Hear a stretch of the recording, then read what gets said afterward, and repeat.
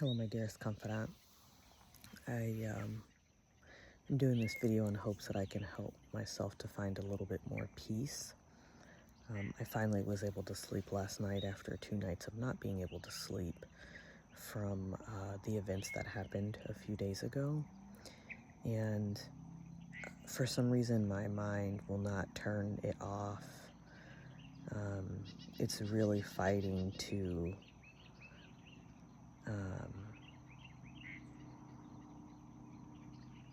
continue to prove my point, right? I have already said what I think needs to be said multiple times to those that did something that I viewed was inappropriate. And I've addressed the issue with them, saying that I thought it was inappropriate, and here's why, and this is how I see that it could have been handled, right? Not necessarily should have, right? Because we each have our own perception. And so the things that continue to bother me are I'm having a lot of trouble reconciling that I was the bad guy in this situation for simply saying that just because disrespect wasn't meant doesn't mean that it didn't occur. Just because disrespect wasn't apparent doesn't mean that that didn't happen. And it's really about the subtle things that have been going on that are the real concern. It's a build. And having been in relationships before where there are manipulative tactics in place, it's a subtle slope. And so then you get to that place where you didn't even realize that you were being victimized until that first slap happens, that first beat down, not the first slap, the first beat down happens. And I've never been physically abused, so I can't speak on that in depth, but the verbal abuse is worse, in my opinion. The manipulative tactics are worse, in my opinion, because they cause psychological damage that's harder to detect in a way that makes sense, right? People just end up thinking, oh, that person's crazy. And that's not the case. And another thing that bothered me was that I feel fucking crazy about this. I feel like, I'm struggling to come to the terms with the first person's point of view and with the other people, the ones that I think were disrespectful's point of view. Because in reality, I was on the outside looking in, whether they want to see it that way or not. And I'm having trouble reconciling the fact that, well, neither side of the parties want to see that there was disrespect. And because it causes other issues, right? I mean, it's affecting person A's self-esteem and self-confidence. It's undermining their authority, and it has already caused some visible shifts in personality over the years. And I see the downward trend and slope. And then on the other side of that, the denial, the straight up denial of just because I didn't have ill intent from the other parties, right? Just because I didn't have ill intent, that means that no harm was done. Well, that's not necessarily the case, And I see that. And it's frustrating me because I'm having a hard time reconciling that. Like, it's something that I have to let go because neither party wants to acknowledge it. Meanwhile, person A is very near and dear to my heart, extremely near and dear to my heart. And so to see them have to go through that often is very unsettling to me. And the other thing that I struggle with is, I've gotten a couple of different points of view from parties that were involved in this situation, and most of them feel like I was at fault. And I have to keep reminding myself that I am the one that wants to see the things. I am the one that wants to break the cycles. I am the one that wants to actually be unconditionally loved and accepted. That's willing to go through the hard things in order to get to the good things. And unfortunately, it is just another case in point that not everybody actually wants those things. And that's another hard pill for me to swallow. Because it's just, it's hard to see those around me suffer, right? It's hard to see those around me be low-grade manipulators and abusers emotionally, and it doesn't sit well with me, you know, and I'm still struggling to find my place in being able to honor my feelings, and also being able to let go of the things that I can't control, right? Because I can't control this. I can't change how they see things. The only thing I can do is change how I respond. And the real issue that came about was that I changed the way that I responded, and that upset a lot of people. Damn, that was a good piece right there. That's something that I hadn't gotten to over the last few days. I did something that, it was for me as well, because I was involved even though I wasn't the direct target. And so I did something to protect my peace. And even though it's not peaceful for me right now, it's going to cause peace for me in the future. Poof, there. It's going to cause peace for me in the future. And it sucks that I might lose people over this situation. And don't get me wrong, I didn't flip out and I didn't say anything inappropriate. I never called anybody names. I never downgraded anybody. I simply said, here are the facts. This is what's happening. And this is how I see it. It wasn't received well on any of those fronts. And so that's a hard pill to swallow. But, and the other issue is that I'm going to have to see person A and spend some time with them, extended time with them soon. And that is, you know, there's so many more things that I want to say. And at what place do you stop? Because it's not working, it's not helping, right? And so I'm trying to get to a place where I can get all the talking out before I see them, so that way I don't push them away. Because I don't want to be a catalyst in the push away, but I do want to protect my peace and my sanctity. And I do know that the best way to show other people how to heal is to heal yourself. And the actions that I do will either be seen in a negative light or a positive one, depending on their level of ability to want to have better for themselves. And, you know, really that's all I can hope, is that I planted a couple of seeds that will eventually mature into fruit that will make my circle of influence, which makes their circle of influence, and the ripples that go out from there, more positive. Because ultimately, we all want unconditional love. That's what we're all seeking. We want unconditional acceptance. And for me to back out of a social engagement because it didn't feel loving to me and it didn't feel peaceful to me, I shouldn't be guilty. I shouldn't feel guilty or shame over that. And right now I do.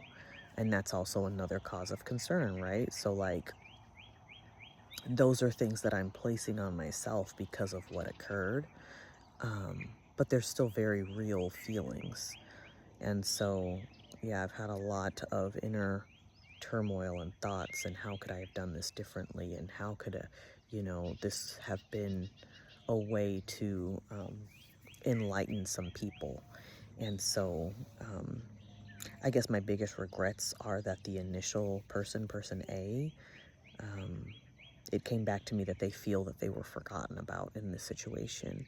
And that was absolutely the opposite of the reason for my reaction in the first place. And so that's another hard thing that I'm having to deal with. Because it wasn't my intention to do that at all. It was my intention to try to shield that person from further harm. And so, yeah, that's all very hard to deal with. It's very hard to find a place where you can just be at peace with it. Because I know I can't change it, right? I know that I can't change it. I'm not trying to change it anymore. And so I'm struggling with my actual acceptance of the party's ability to visualize the different aspects of the situation. So hopefully I got some rest, so that hopefully helped to reset my brain a little bit. And again, I really enjoy doing these videos, even if nobody watches them, because sometimes I go back and watch them and see how much I've grown and changed over the course of the years. And it's really helpful to, quote unquote, talk to someone else that is a good listener. And doing the videos does that for me, because there's no feedback, there's no interruptions, there's no need to shield information, so that way I can not hurt anybody's feelings. And so then the information that I need to hear from my intuitive portion of myself comes out. It's relayed in these videos. And it's kind of the same thing as doing a written journal, but this to me is just obviously faster. And then I can see my facial expressions and how I actually really felt. And even though I am still struggling with this, I mean, I was bawling my eyes out yesterday talking about how much I struggled, and I felt so crazy, and I felt like I should go to, an inpatient facility, because I just am struggling mentally with the thoughts. And because of the way that I was perceived, it again reinforced the feeling that, no, you're crazy. And so then I thought, well, maybe I am crazy, And so anyways, these videos gets me from that place. So you can see that even though I am still turning it over a little bit, my demeanor is calm. And so I think I'm almost to that place of acceptance. And that's a good place to be, because even though the initial let go the other day in the video was a good start, it wasn't the finishing of that. And me really honoring my inner child, and this is what I would have wanted at the time, because that situation really reminded me of my childhood in a more subtle way, because my emotional abuse was much more loud and boisterous and in your face, and no, you're gonna do this because I said to do it, not, you don't need a reason. Instead of the way that it was presented the other day, in a way that made it seem like it was the person A's idea, which is, much more calculating and whatever. And I get it, they're not going to see it that way. Obviously, the people that are causing the emotional distrust of person A's self aren't going to see it that way, because then that makes them into a villain, and they don't see themselves as a villain, right? We don't want to see ourselves as a villain. And I do understand that in this case I was villainified, and that's okay, because it helped me to see better who I am as a person, who I'm becoming. And that girl Alicia is still wanting to protect and find a place for everybody to fit in, and also be able to call out injustices. And so I really appreciate that, Alicia. And that's important too, because if I can't appreciate what I was trying to do and how it turned out for me in the end, then I've lost part of the lesson, and I don't want to do that anymore. I want this lesson to be learned, and staying as a part of who I am, so that way I can do better in the future. And even though it was hard, you know, I stood up for myself and I stood my ground. And then when, you know, those things didn't work, I said, okay, that's it. I'm done with this now on the outside. And so then I started dealing with it internally, and that's where the real work comes in, right? Because I can't change what already happened. I can't change the words that I used, or the tone that was perceived through text, because it wasn't done with me being in their face. And so, yeah, the only thing I can do is change who I am and see how that ripples out into my relationships. And unfortunately, that means that I am going to lose even more relationships. But this is like doing a big spring clean, so that way I can bring in all the nice new things that I really was hoping would be able to be a part of my life, but couldn't, because I had old baggage and things like that. And so it's just opening me up to be able to love more than I already do. And, you know, if I have to just be kind of the quote-unquote old cat lady that doesn't have that friend base, but I have, you know, satisfaction in every day, and love in my heart, and a place for those that need it, and actually crave it and want it, then that's what it's going to be, right? This whole thing is about coming home to myself.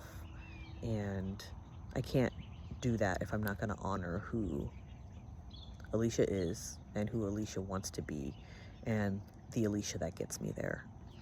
So if you're watching this video till the end, I love you and thank you for sticking around. And I really hope that, even though I'm not going into the nitty-gritty details of what has happened, that you can see the growth and the progress. Because even though this has been way more challenging than I initially thought it would be, because I did a lot of thinking before I said anything at all. Hours worth of thinking and questioning behind the scenes, to find out what really was going on before I actually said, this is what I'm going to do. And so it was an extremely thoughtful process for me, whereas I don't think that that was what happened with the other parties involved. And so, yeah, I know my heart, and I know that and I apologized too, to both sides of the party. And so I know that I'm on the right path, whether or not there is understanding and agreement and apologies on the other ends of that. And so, again, I'm hoping I just planted a seed in that situation, because that's all I could do. But life is hard, and it gets a lot harder right before something really good happens. And I already know that something good is coming. And so I'm just waiting for this version of Alicia to catch up with what that is. And that's all part of the chasing the green heart, because that's what I'm doing every day. I am chasing, I'm following, but I don't want to change that verbiage because it changes too much. Anyways, that's a whole nother thing. It's not that I don't want to change that. It's that it is what it's supposed to be. That's really the gist of it. But I'm not really chasing the green heart, because it's becoming me. I am the green heart. And so, anyways, I love you, my dearest confidant. I'm glad that you stick with me, and until next time.